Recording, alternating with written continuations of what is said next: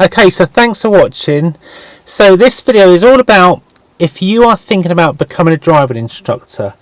So have you got what it takes to be an instructor? Because this job is not for everyone.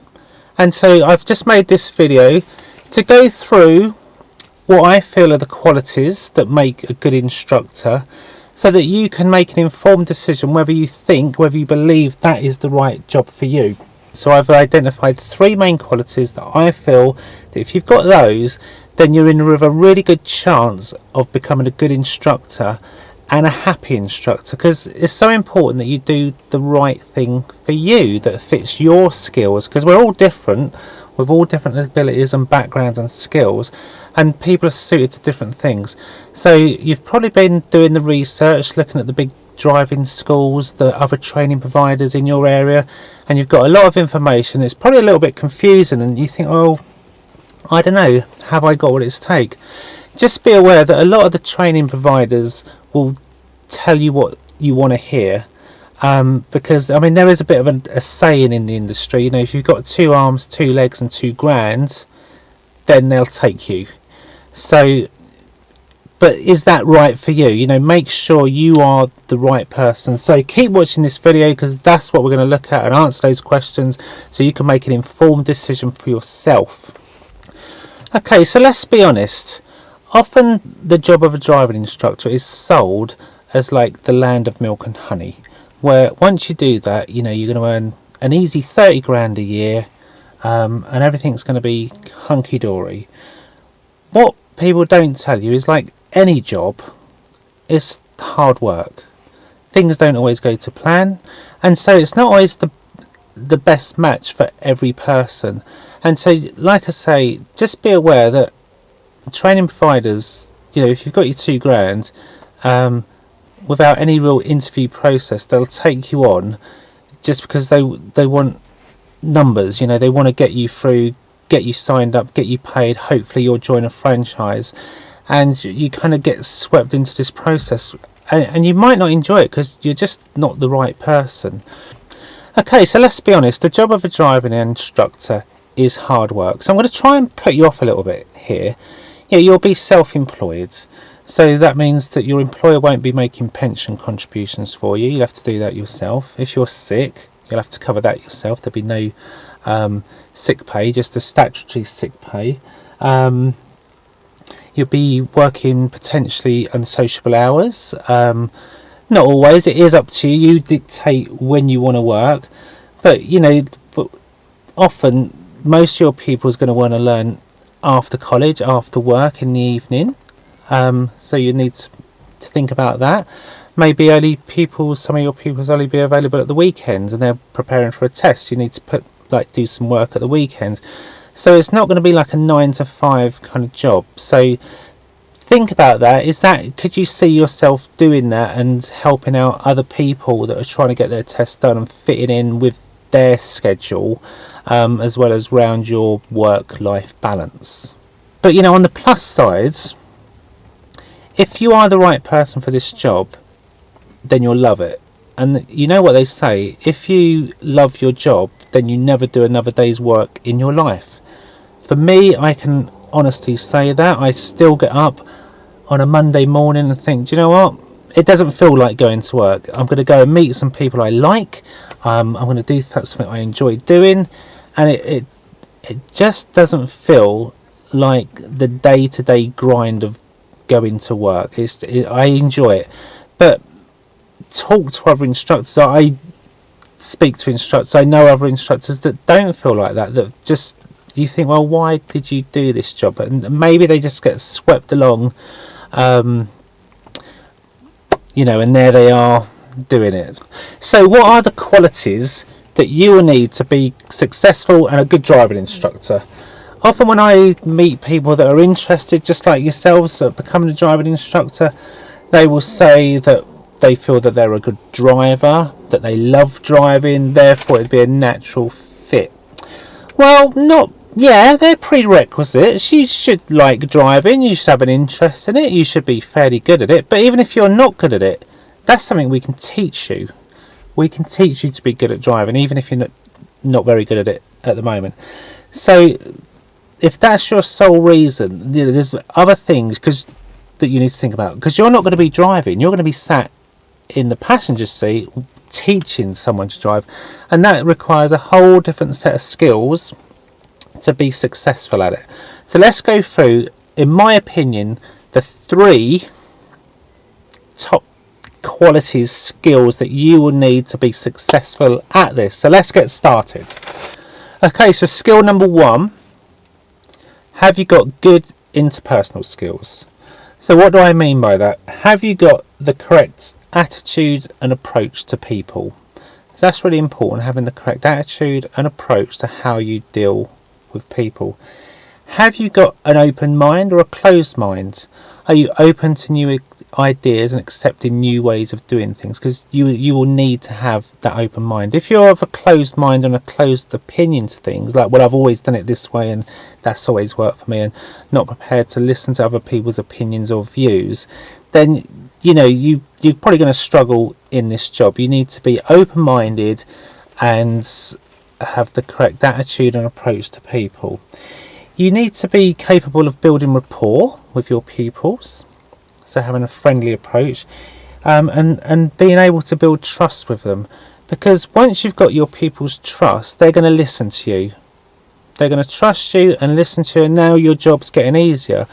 If you're always at odds and they don't believe what you're saying, or you've not earned that trust, you're going to be at odds with each other, and it's going to be hard work. So to make life easier, you just need to be that kind of person that can listen, respond, have a good attitude, good approach to people, build rapport, and sort of rub along well with people.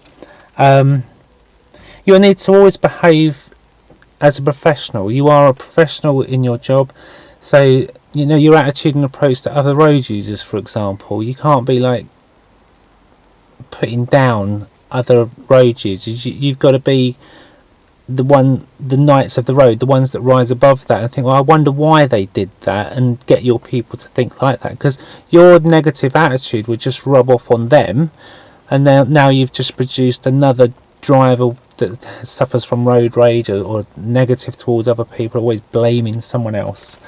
So be respectful to other people, and again, this will help your pupils to see you as a professional and build trust, and they will gain your respect.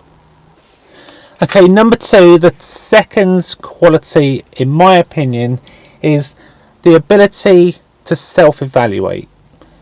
Can you self-evaluate how you're performing, how you're doing? If you've had a bad day, was it everyone else's fault, or could you think, do you know what? If I'd done that differently there, that wouldn't have happened, and problem avoided. So being able to reflect on your own performance and how you're doing, and think, well, each day, how could I have done that better? Even if you think you've had a good day, could I have done that any better? Keep thinking like that, because the training process will require you to think like that, and it will require you to pass that on to your learners, to get the drivers of tomorrow to self-reflect on how they're doing. So it's a skill that you really need to be quite natural with. It needs to be in you. It's not something you can train. People can pretend they're doing it, but a few years in the job down the road, they will revert to their natural selves. So having a good ability to self-evaluate, self-reflect on their own performance, and be prepared to get better at what you're doing is a key skill to being a successful driving instructor. Okay, my third quality to be a successful driving instructor is emotional resilience. So let's have a look at that. How are you when things don't go to plan? Think about that honestly. Are you able to overcome problems and get round problems, or do you throw the toys out of the pram when there's a problem? Because it's an integral part of being an instructor. An instructor is effectively a problem solver. The pupil will have a series of problems that together you need to analyse and overcome. So that is a sort of inherent skill you need to have inside of you. It's not something we can teach you. So just think, what is your emotional resilience like? think you're going to be self-employed, so with those responsibilities you need to have some gumption to overcome and be tenacious and keep going under adversity to power through these problems and overcome them, and not think, well, that's someone else's job to do that, because when you're self-employed, it's you, it is down to you to do that. So have good emotional resilience, be able to get over problems and not dwell on them or blame someone else, because just the training alone is going to be difficult. Only 34% of candidates taking the part 3 test pass. 34%. That's sort of pretty much the same year on year, so it's not just a freak year that it was particularly low. That averages out pretty much 34% each year. So during your training, during the examination process, you're going to take some knocks. You need to think, well, how can I overcome that and get over these problems? Because once you're self-employed and you're doing it on your own, then it's, you know, you're really going to need to be quite good at that. So really ask yourself that question: what are you like? What are you like when things go wrong? Can you overcome them? Because that will really help you. Because if you've got all these, when you're doing the job, you'll enjoy it. It'll just be natural to you. But if you're struggling and battling every day, it's going to take its toll on you. And 2-3 years into the job, you might just think, I don't know if I enjoy this as much as I thought I would. So just be sure before you spend your $2,000 and go through all the stress and pain, that you, hand on heart, have got those skills, and you think, yeah, that is me. Yeah, I'd be good at that. Because if you pretend, you're going to be found out, and you'll be the one to find that out. So yeah, think about that. Okay, so now I've said all that, giving you lots of reasons to put you off. How many people are still watching this video? If you're still watching it, good. You could be the next instructor. So the career is very rewarding. In your local area, what you need to do, you need to talk to local trainers. My recommendation is you pick an ORDIT trainer. That's someone on the official register of Driving Instructor Trainers. You can find that from the .gov website of listed trainers, and make sure they've got experience of helping people get through this process to help you, because you will need help. This is not something you can do on your own. You will hit challenges and barriers, and your trainer, if they're a good trainer, will be able to get you and help you to get over these and support you with that. Full disclosure, I am a DVSA accredited instructor trainer. I'm on the ORDIT register. I do run a driving school, and I do recruit people just like you watching this.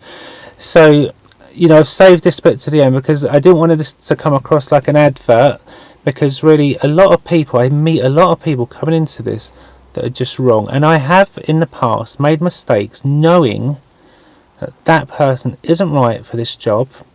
They've gone through the process, and then I've thought, you know what, I knew that when it's gone wrong, and then it's a problem for them, problem for me. So I wanted to make this video to really be honest and help you make an informed decision. So wherever you're watching this, whatever part of the country, go and meet a trainer, see what they say to you. If you trust them, and because if they tell you the good stuff and the bad stuff, because there's what a job is all good. That doesn't exist. There's always things that you've got to overcome. So think, do you trust this person? Because they're going to be training you for potentially around 50 hours. Make sure you get in-car training, because a lot of courses now are doing a lot of this online, and you just can't beat being in a car, hands-on experience with a trainer, one-to-one. Just make sure you're getting one-to-one training, not sharing. If you've got any questions, you can always pop something in the comments. If you like this video, if you think this helped you, give it a thumbs up, because that really does help. Thank you. And if you want to watch future content, subscribe, and then you'll see more videos pop up. You can hit the notification bell, and then you'll be notified when I've made a new video. It's been a little bit quiet recently because of the COVIDs, pandemic. We're still during lockdown, where it's the 30th of June today, so we're hoping to be back in car training come the 4th of July. And yeah, you know, so soon I'll be able to get out and make some more videos, and I'm going to do a little series where I'm going to film a PDI in car with the cameras and then let you watch it, so then you can watch like a 30-minute video of a bit of a lesson, with a clear goal set, or hopefully a clear goal set in there, and then you can sort of critique it. You can think, what did that instructor do well, what did they not do well, and then you can start to think about that. Then we can go through and share, and you can leave comments. So that's what I'm thinking. That's my next little project, so keep your eyes peeled for that. Thanks for watching. Like I say, like, subscribe, leave comments. See you in the next video. Cheers.